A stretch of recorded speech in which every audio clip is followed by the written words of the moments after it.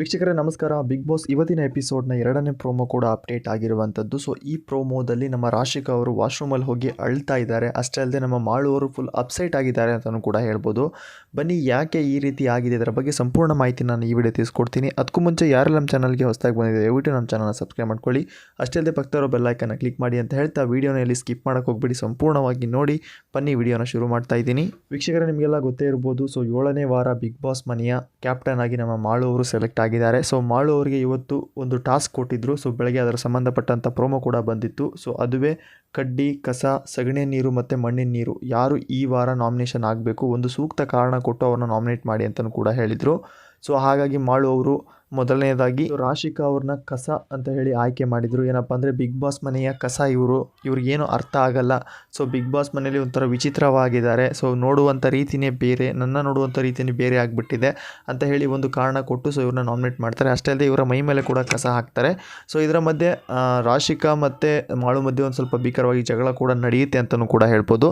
ಅಷ್ಟೇ ಅಲ್ಲದೆ ಇವರು ಧ್ರುವಂತವ್ರಿಗೆ ಕೂಡ ಮಣ್ಣಿನ ನೀರು ಹಾಕ್ತಾರೆ. ಏನಪ್ಪ ಅಂದರೆ ಇವ್ರ ತಲೆಯಲ್ಲಿರೋದಿಷ್ಟು ಸಗಣಿನೇ. ಸೊ ಇವರಿಗೆ ಸಗಣಿ ನೀರು ಸಹ ಹಾಕ್ತಾರೆ. ಸೊ ಈಗ ಈ ವಾರ 7 ಜನ ನಾಮಿನೇಟ್ ಆಗಿದ್ದಾರೆ. ಸೊ ಹಾಗಾಗಿ ಮಾಳು ಅವರು ಫುಲ್ ಬೇಜಾರಿದ್ದಾರೆ. ಯಾಕಪ್ಪ ಅಂದರೆ ಬಿಗ್ ಬಾಸ್ ಮನೆಯಲ್ಲಿ ಯಾರೂ ಕೂಡ ಈಗ ಮಾಳು ಅವ್ರನ್ನ ಮಾತಾಡಿಸ್ತಾ ಇಲ್ಲ.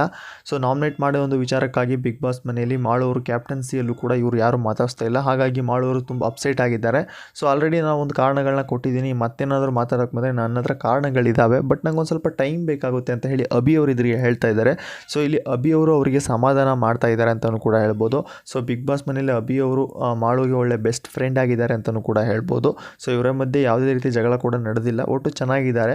ಸೊ ಇದಾದ ಬಳಿಕ ನಮ್ಮ ರಾಶಿಕಾ ಅವರು ಮತ್ತು ಸೂರಜ್ ಅವರು ಡೀಪಾಗಿ ಡಿಸ್ಕಸ್ ಮಾಡ್ತಾ ಇದ್ದಾರೆ, ಅದು ಎಲ್ಲೂ ಕೂಡ ವಾಶ್ರೂಮಲ್ಲಿ.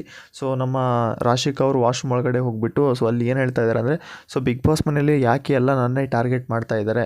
ಸೊ ಕಳೆದ ವಾರ ಕೂಡ ನಾಮಿನೇಷನಲ್ಲಿದ್ದೆ, ಮತ್ತು ಈ ವಾರ ಕೂಡ ನಾಮಿನೇಷನಲ್ಲಿದ್ದೀನಿ. ಸೊ ಮಾಳು ಅವರು ಯಾಕೆ ಈ ಥರ ನಿರ್ಧಾರ ತಗೊಂಡ್ರು, ಎಲ್ಲ ಹೊರಗಡೆ ಕೂಡ ಫ್ಯಾನ್ಸ್ ನೋಡ್ತಾ ಇರ್ತಾರೆ, ಬಟ್ ಯಾಕೆ ಈ ರೀತಿ ನಿರ್ಧಾರ ತಗೊಂಡ್ರು ಅಂತಲೂ ಕೂಡ ಹೇಳ್ತಾ ಇದ್ದಾರೆ.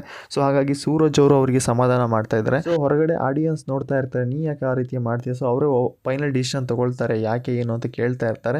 ಸೊ ಬಟ್ ಆದರೆ ಇಲ್ಲಿ ರಾಶಿಕಾ ಅವ್ರು ಏನು ಹೇಳ್ತಾ ಇದ್ದಾರಪ್ಪ ಅಂದರೆ, ಮಾಳು ಅವರು ಒಂದು ಮಾತಾಡಿದ್ರು, ನನಗೆ ತುಂಬ ಬೇಜಾರಾಯಿತು. ಏನಪ್ಪ ಅಂದರೆ ನನ್ನ ನೋಡೋ ರೀತಿಯೇ ಬೇರೆ ಇತ್ತು ಅನ್ನೋ ಒಂದು ಪದನ ಯೂಸ್ ಮಾಡಿದರು. ಸೊ ನೀನು ನೋಡಿದೆ ತಾನೇ ನಾನು ಯಾವ ರೀತಿ ಇಷ್ಟು ದಿನ ಅವ್ರ ಹತ್ರ ಯಾವ ರೀತಿ ಮಾತಾಡ್ತಾ ಇದ್ದೆ ಅಂತ ಹೇಳಿ. ಸೊ ಹಾಗಾಗಿ ಇಲ್ಲಿ ಸೂರಜ್ ಅವ್ರು ಏನು ಹೇಳ್ತಾ ಇದ್ದಾರೆ, ಸೊ ನಾನು ಗಾರ್ಡನಲ್ಲಿ ನೋಡ್ತಾ ಇದ್ದೆ ಯಾವಾಗಲೂ, ಸೊ ನೀನು ಮಾಳು ಅಣ್ಣನೇ ಅಂತಲೇ ಮಾತಾಡ್ತಾ ಇದ್ದೆ, ಬಟ್ ಆದರೆ ಮಾಳು ನಿಮಗೆ ಹೊಸ ಒಂದು ಪಟ್ಟನೇ ಕೊಟ್ಬಿಟ್ರು ಅಂತ ರೀತಿಯಲ್ಲಿ ಮಾತಾಡಿದ್ದಾರೆ. ಸೊ ಅಷ್ಟೇ ಅಲ್ಲದೆ ರಾಶಿಕಾ ಅವರು ಒಂದು ಮಾತು ಕೂಡ ಆಡಿದ್ದಾರೆ. ಏನಪ್ಪ ಅಂದರೆ ಇನ್ಮೇಲೆ ಮಾಳು ಅವರಿಗೆ ನನ್ನ ಮುಖ ತೋರಿಸ್ತೀನಿ, ನಾನು ಯಾವ ರೀತಿ ಇರ್ತೀನಿ ಅನ್ನೋದನ್ನ ತೋರಿಸ್ತೀನಿ ಅನ್ನೋ ಮಾತುಗಳನ್ನ ಆಡಿದ್ದಾರೆ. ಸೊ ಈಗ 7 ಜನ ನಾಮಿನೇಟ್ ಆಗಿರುವಂಥ ಸ್ಪರ್ಧಿಗಳಿಗೆ ಸೊ ಮಾಳು ತುಂಬ ವಿಲನ್ ಆಗಿದ್ದಾರೆ ಅಂತಲೂ ಕೂಡ ಹೇಳ್ಬೋದು. ಸೊ ಹಾಗಾಗಿ ಮಾಳು ಅವರು ಫುಲ್ ಅಪ್ಸೆಟ್ ಆಗಿದ್ದಾರೆ. ಸೊ ತುಂಬ ಜನ ಈಗ ವಿಲನ್ ಆಗಿಬಿಟ್ರಪ್ಪ, ಸೊ ಯಾರು ಕೂಡ ಮಾತಾಡಿಸ್ತಾ ಇಲ್ಲ ಅನ್ನೋ ರೀತಿಗೆ ಆ ಒಂದು ವಿಚಾರಕ್ಕೂ ಕೂಡ ಮಾಳು ಅವರು ತುಂಬ ಬೇಜಾರಲ್ಲಿದ್ದಾರೆ. ಸೊ ರಾಶಿಕಾ ಅವರು ಈ ಒಂದು ವಿಚಾರಕ್ಕಾಗಿ ಸೊ ಕಣ್ಣೀರು ಹಾಕ್ತಾ ಇದ್ದಾರೆ ಅಂತಲೂ ಕೂಡ ಹೇಳ್ಬೋದು.